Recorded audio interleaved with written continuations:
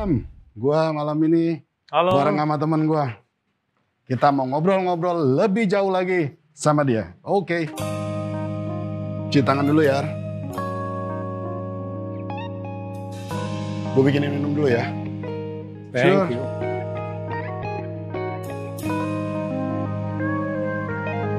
Gua tahu doyanan lu yang hitam-hitam doang. Only black. Only black. Coffee. Oke. Dari mana lu tadi? Biasa, jalan-jalan. Udah mulai sepedaan lagi gue dengar. Sepedaan seminggu sekali lah. Di mana tadi? Di UI.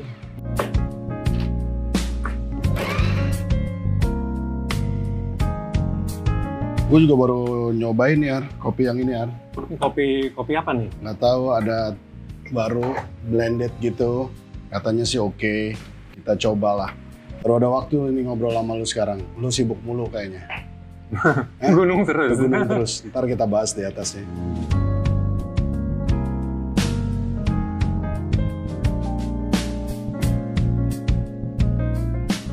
Enjoy. Luar biasa.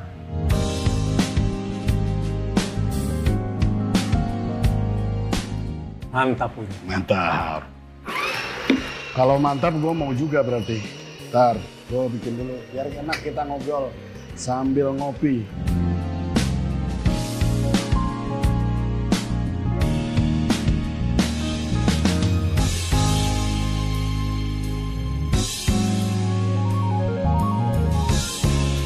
Yuk Ar, ke atas yuk. Ngobrol di atas kita ya. Let's go.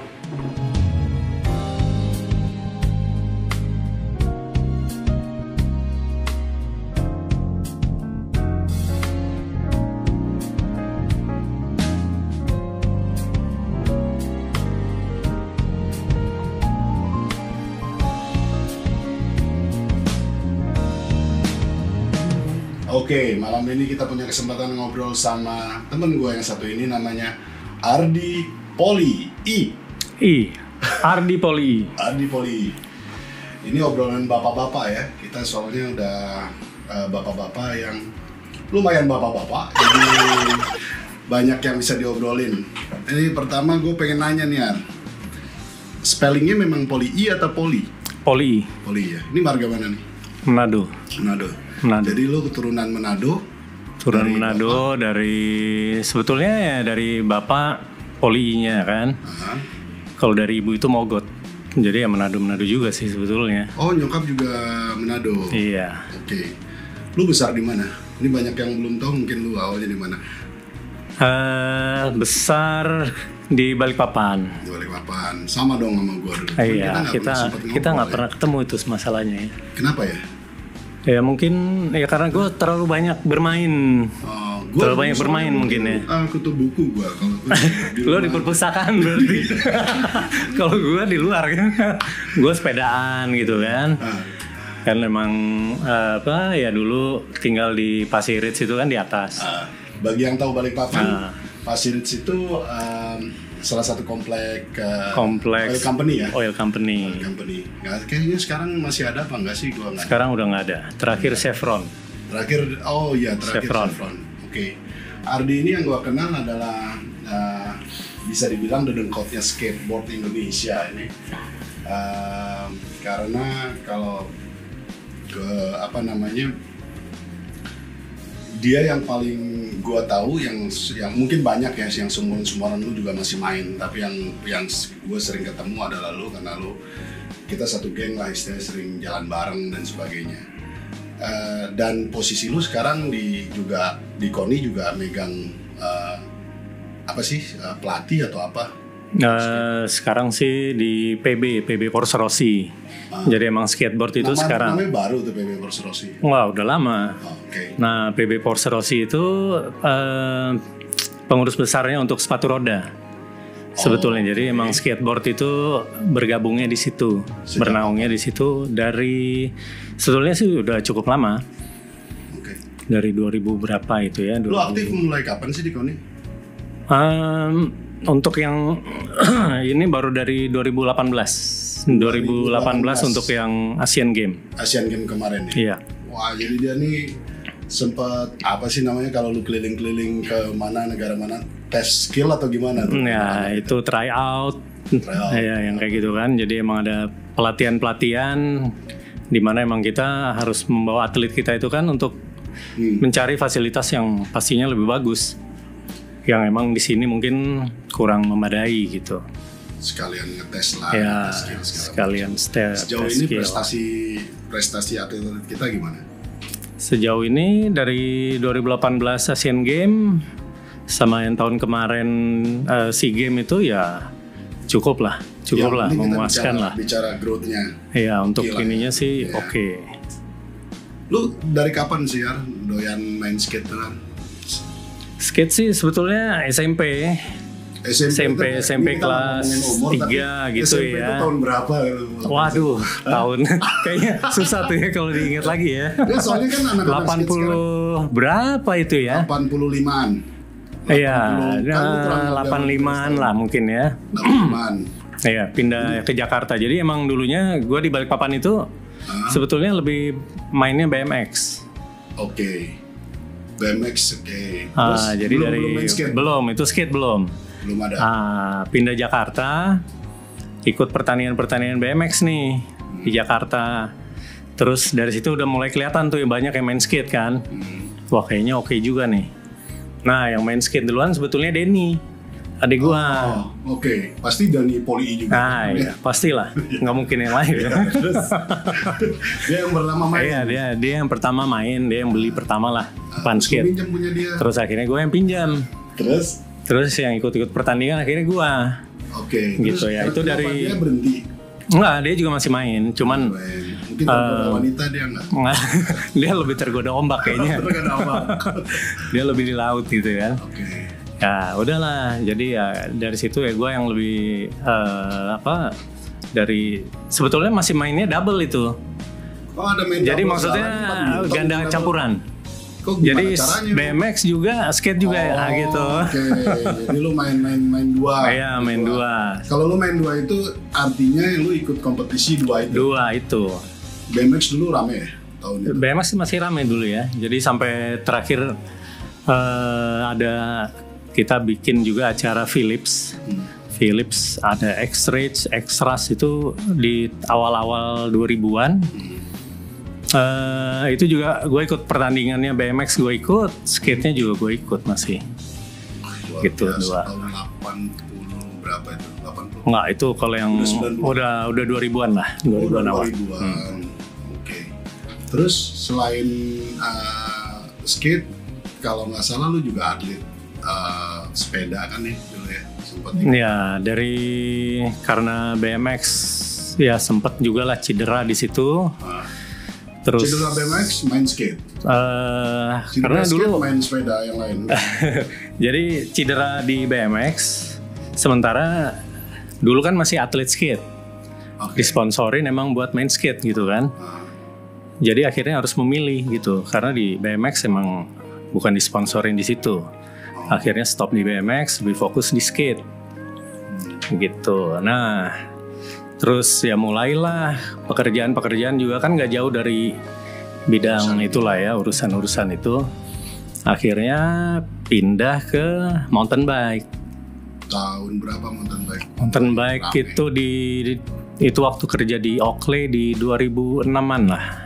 2006-an tuh mulai. 2005 mungkin apa 2006. Sempat ikut lomba-lomba. Ya, dari situ udah mulai ikut lomba. Udah mulai juga bikin event. Ya dari situ ya terus gitu ya, mountain bike juga, skate-nya juga. Ngeri loh kalau lihat dia terbang-terbang tuh ya, gue lihat video ada YouTube-nya beberapa yang ngepost lu lagi terbang-terbang, gila. Gue bilang kalau gue mah kayak begitu bisa-bisa. Jangan lah ya, kita udah om-om gini udah males. Tapi lu masih main kan sampai sekarang skate? Iya masih main. Terbang-terbang juga kan? Iya dikit-dikit lah, cuman untuk ya umuran. Bekas sudah mulai berkurang nih bekas. Iya kita tahu lah risiko itu kan emang. Mungkin lu dulu kalau main ini. skate abis lompat-lompat seminggu main gitu ya, mungkin baru pijat gitu kan. Sekarang tuh sekali main seminggu pijat. Kan? Iya, pijatnya lebih lama. Karena proses recovery-nya lama. Iya, healingnya itu ya. Sekarang nih umur begini emang. Jadi emang jadi kayak dari skate juga dulu kan ada street juga kan, ada bowl atau ramps gitu ya, half pipe kayak gitu. Jadi ya ngikutin usia juga. Kalau dari muda itu masih street juga gitu kan pertandingan, terus ya ramps juga. Lama-lama ya street mulai ditinggalin, masuk ke pertandingan yang lebih ke transisi. Karena ya minimize juga dari impact jatuh yang kayak gitu kan. Kalau kita di transisi kan kita masih bisa jatuh tuh pakai decker gitu kan. Jadi ya lebih inilah. Kalau di street kan impact ya jatuh ya flat langsung beres. Kalau menurut lo dari sejak lo main dulu sekarang lagi hype-nya itu skateboard tuh di tahun berapa sih? Ya tahun-tahun sekarang ini. Sekarang ini justru 5 tahun belakangan. Iya 5 tahun belakang inilah. Ya.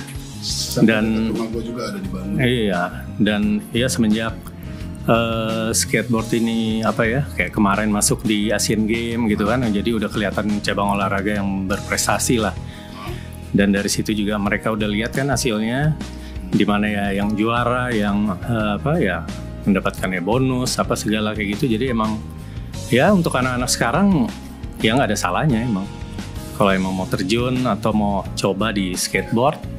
Skate it's a part of gaya hidup sih sebenarnya. Ya sebetulnya emang ya lifestyle lah ya. Banyak gitu banget yang mempengaruhi industri itu. Iya. Dari cara berpakaian dan lain-lain. Iya. Salah satu yang karena diangkat juga lah sebetulnya sama industri fashion. Betul, berkaitan erat dengan ya dari fashion, dari musik ya kan. Ya dia sukanya ke rock pasti dandanannya lebih ke rock kayak gitu. Kalau ya hip hop pasti dandanannya hip hop. Ini lu sebagai istilahnya sebagai pelatih atau apalah di KONI, dan lu udah beberapa negara juga lu join bawa anak-anak kita ke sana untuk latihan atau adu skill lah segala macam. Kalau lu lihat kita dibanding dengan negara lain, anggaplah yang paling sekarang sebenarnya kiblatnya kemana sih? Masih ke US atau mulai Jepang? Sekarang kalau dilihat sih emang Jepang juga mereka udah tinggi kan, dan kalau kita lihat juga di Jepang standar skater di sana yang skater jalanan atau yang bukan yang level atletnya aja emang udah tinggi banget. Oh gitu. Gitu. Jadi kita masih jauh mengejarnya atau kita ada potensi untuk ke arah sana? Ada potensi, cuman ya pastinya dengan mengembangkan atlet-atlet yang lebih muda ya, lebih muda. Karena banyak step lagi nih yang harus ditempuh gitu. Jadi kalau yang emang udah agak umur atau untuk mengejar step ini udah agak lewat gitu. Kalau kita lihat. Jadi untuk balik lagi di umuran mereka ini ya kecuali mungkin mereka tinggal di Amerika lama kayak gitu. Itu mungkin masih bisa. Lingkungan juga mempengaruhi soalnya ya. Iya betul. Jadi kalau gue lihat di sini setiap sudut sekarang ada bowl atau ada apa yang skatepark segala macam. Kalau itu semakin berkembang, gue rasa keinginan anak-anak juga makin jadilah, makin adu skill di jalanan. Iya. Mungkin ya kayak di US mungkin begitu kali di mana-mana. Kan dulu juga di Pasir Ris juga begitu kan, ada tempat. Iya ada tempatnya. Main sehingga banyak orang yang memacu untuk anak-anak yang memacu untuk aku pengen coba dan sebagainya. Iya, jadi sebetulnya emang kadang kita mungkin fasilitas banyak misalnya ya, atau udah bagus kayak gitu, tapi kita kan perlu kayak di luar kayak di Amerika atau kan ada mereka profesionalnya banyak gitu, jadi ada indikatornya lah istilahnya. Jadi yang si kecil-kecilnya, yang muda-muda ini mereka kan melihat, iya. Kan lu juga idola anak-anak sini kan? Iya dulu kan? Dulu. Enggak lah, banyak yang siapa yang 80-an. Maksudnya masih ada yang lihat, wah Bang Ardi Poli. Bahkan lu kalau gue lihat teman-teman gue aja yang baru main skate udah tahu lu gitu loh. Yang angkatan kita kan, cuman yang sekarang ya yang seumuran yang tua-tua kan juga jarang ya main ya. Sementara kalau kita lihat di Amerika kayak gitu ya bapak sama anak yang main ke skatepark. Gitu. Dan emang ya mereka juga masih aktif, tua-tuanya aktif. Ya sekarang juga kalau dilihat di sini ya skater-skater tua juga udah ya yang lama-lama banyak yang mulai main lagi dan yang mungkin yang baru juga mulai join lagi gitu. Jadi ya dilihat dari yang mudanya perkembangannya makin banyak, ya lebih luas lah sekarang kalau dilihat lah. Lebih luas ya.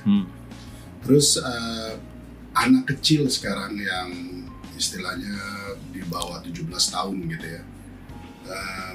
Gue lihat makin banyak yang pengen nyoba dan mulai tekun berlatih. Ada beberapa tempat kemarin gue datang juga, wah mulai rame tuh anak-anak itu. Menurut lu mereka akan terus involve di sana atau cuman sekedar karena bapak ibunya doang yang suka? Selama ini kan lu sudah pasti ketemu dengan teman-teman lu yang udah pada punya anak, yang pengen main. Biasanya anaknya pada ikut apa nggak sih? Ya kayak di mana skatepark gua gitu ya, misalnya yang di Intan gitu. Itu dulu awalnya bapak-bapaknya nganter anak. Terus akhirnya bapak-bapaknya doang. Bapak-bapaknya doang, anaknya di rumah. Karena sebenarnya jadi yang ngumpul anak bapak-bapaknya. Nganter anak. Iya, dari kayak gitu akhirnya. Kali. Enggak, jadi akhirnya si bapak-bapak ini ya karena kan dulunya mungkin skater juga gitu kan. Iya. Jadi ya mereka datang, ngumpul si ini lagi, akhirnya mulai ngumpul, mulai main lagi, mulai belanja, beli skate, beli apa. Akhir-akhirnya yang schedule-nya lebih padat bapaknya daripada anaknya gitu kan. Tapi ya kalau sekarang sih mereka udah lebih inilah ya ada yang ya emang benar-benar penjurusan anaknya, karena ya mungkin dilihat dari skillnya juga kan. Skillnya juga kelihatan nih anaknya bakal step-stepnya bisa dapet lah. Cuman juga dari anak-anak itu juga emang mereka harus mengikuti ya skate schoolnya yang benar, harus ada yang ngajarinnya juga yang benar kayak gitu. Sementara kalau kayak di PB kayak gini kan, kayak di PB itu kan udah bukan skate school istilahnya, karena yang itu kan udah anak-anak yang udah terpilih lah. Yang bisa masuk. Yang udah terpilih dengan seleksi ya kan. Jadi kita sebagai pelatih di situ lebih membuka ininya mereka gitu. Gimana sih misalnya nih dengan ball seperti ini lo bisa ngapain kayak gitu. Terus dengan skill lo ini bisa ditambah lagi apa-apa lagi nih, gaya-gaya atau trik-trik lagi yang ya lumayan mulai naik lah. Seleksi lah ya. Iya. Sampai itu. Terus kalau selama masa pandemik ini gimana? Selama pandemik ini belum ada program untuk PB sendiri sih, belum ada yang jalan. Belum. Karena emang nggak ada pelatihan, nggak ada apa, sementara vakum. Cuman kemarin juga udah ada info sepertinya di bulan ini udah harus jalan pelatihan. Untuk pelatnasnya.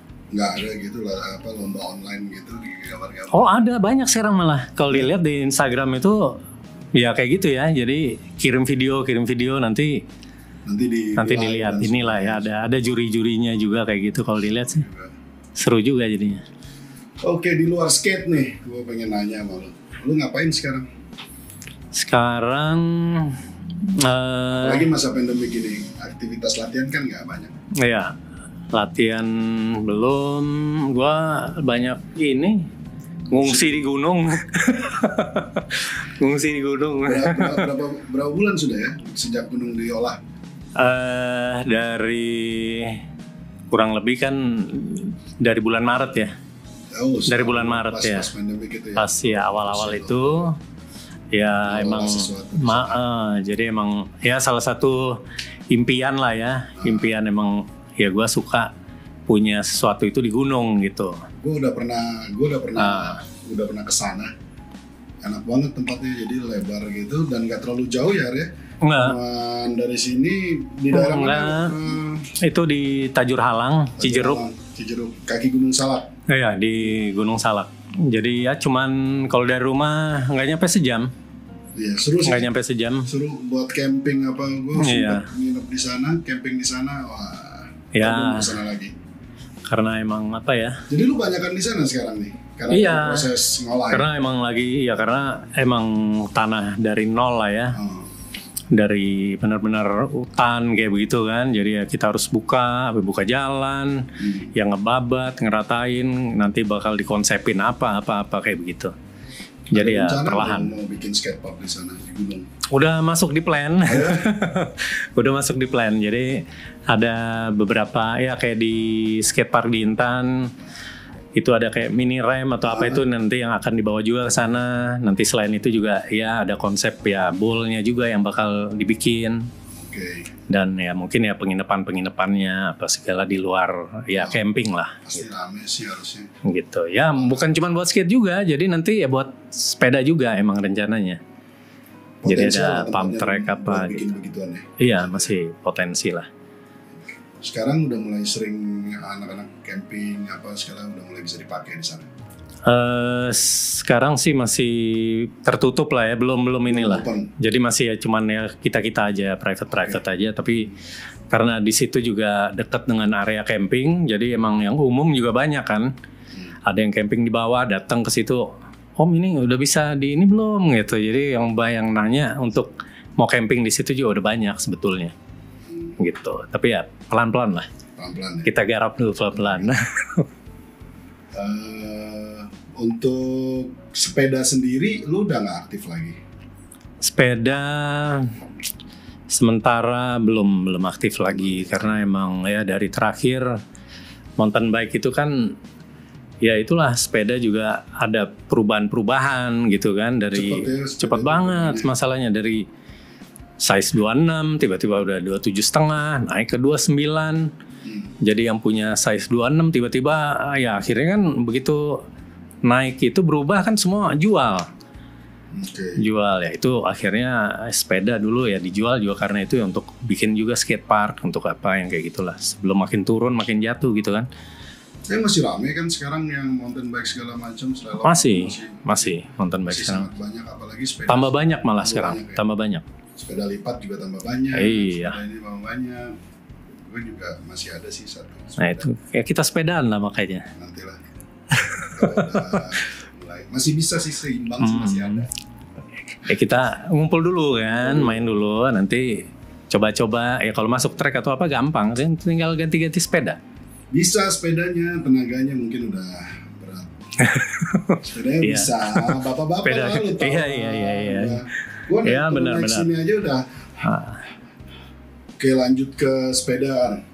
Jadi udah sekarang lu nggak terlalu aktif lagi di sepeda? Sepeda enggak sih sebetulnya.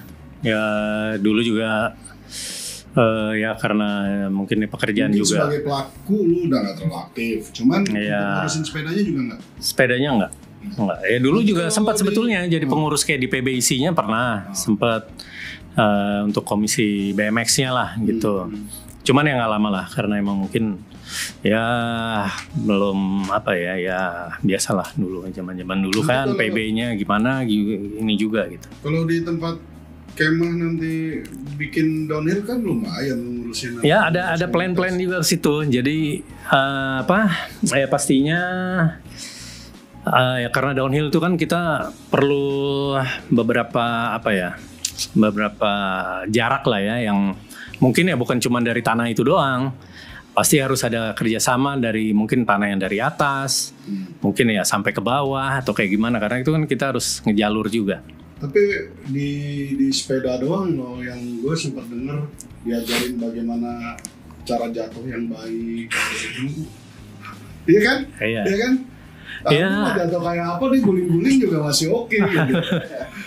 Nggak sebetulnya ya kayak di skate juga. Jatuh yang baik tuh gimana sih? Jatuh hari. Ya nggak juga sih. Emang pastinya ya kita kan harus meminimize impact itu seperti apa gitu loh. Jadi ya kayak cara nahan tangan juga harus benar. Jadi menghindari lah mungkin jatuh ke belakang atau kayak gimana mungkin ya lebih ke depan. Kalau ke depan juga harus bagaimana. Jadi kan emang ya itu semuanya ada prosesnya karena itu kan dilakuin seperti ya lu mencoba sesuatu apa gitu. Kayak sepeda lu jumping misalnya. Atau skate misalnya ya lo coba terbang misalnya di quarter kayak gitu, ya dari terbang backside misalnya ke terbang frontside. Nah itu semuanya kan beda-beda, body position atau apa segala. Jadi antisipasi masing-masing itu pasti beda.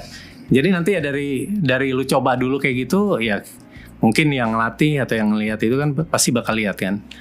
Oh lo harus kayak gimana, mungkin badannya kurang kedepanin atau bagaimana yang kayak gitu. Nih kalau best achievement lu di downhill tuh apa sih waktu itu? Waduh.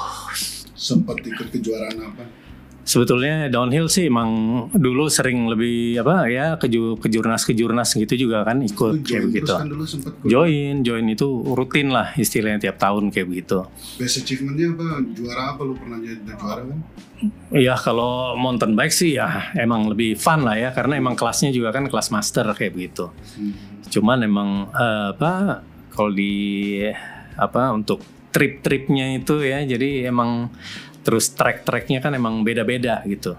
Jadi emang ya seperti kayak liburan-liburan aja sebetulnya. Podium sering naik dong. Ya podium tetaplah kita kejar kan. Podium hot seat. Iya, podium harga mati. Hot seat lah istilahnya kalau di mountain bike itu. Jadi emang ya tercepat kan selalu duduk di hot seat gitu kan sampai ada siapa lagi mungkin yang beat waktu lo gitu. Ya itu tetap kita kejar walaupun kita mungkin ya ikutin master ya kalau 30-an mungkin master apa, udah 40-an master C, ntar 50-an sampai 50-an juga masih ada ya. Mungkin 50-an udah ada grandmaster yang kayak gitu juga ada gitu. Gila itu mah. Masih nekat-nekat ya. Ya, tapi itulah. Bukan nekat sih kalau gue bilang karena ada skill tantangan kan, dia yang ngerasa punya PD challenge segitu ya. bisa ikut lomba segitu kan berarti mereka punya skill kan termasuk lu lah ya kan. Iya. Ya mereka dari pertama kali coba ya kan. Ya akhirnya mulai beli sepeda mungkin ya dari yang terus akhirnya mulai ikut kompetisi pasti kan sepedanya mungkin ya lebih bagus lagi yang lebih memadai pasti kayak gitu harus ikut terus mau nggak mau kan. Pernah sempat lagi tren-trennya main itu punya sepeda gunung juga turun. Sempat nekat-nekatan jatuh kayak digampar orang terus gue langsung drop nyali gue habis itu. Iya, ya. Pernah jatuh. Emang kalau sepeda sih tahap-tahapannya. Ya. Tahap-tahapannya itu yang emang harus kita. Jam terbang sih ya.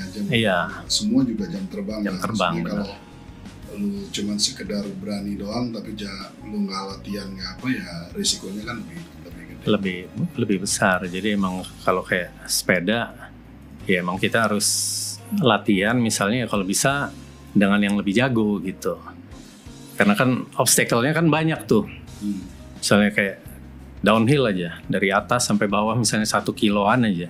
Itu kan ada akar, ada batu, ada drop, ada double, ada nggak ada godain gitu. Untungnya nggak ada yang godain di tengah gitu ya. Di tengah track. Ada yang jualan kopi gitu kan. Mampir dulu ntar. Sebats dulu lagi ntar dia kan. Kapan kita main lagi ke gunung? Ayolah Sun Ya? Sun lah kita. Bawa apa? Bawa kemah lagi aja palingnya. Ya belum kita bisa bawa sepeda kan? Belum. Ya, nanti genjot naiknya ntar nggak kuat lagi gitu. Orang naik motor aja capek, apalagi naik sepeda. Apalagi kita genjot naik kan. Turun dari tempat camping ke toilet naik lagi aja gue itu udah jalan aja ngos-ngosan kan.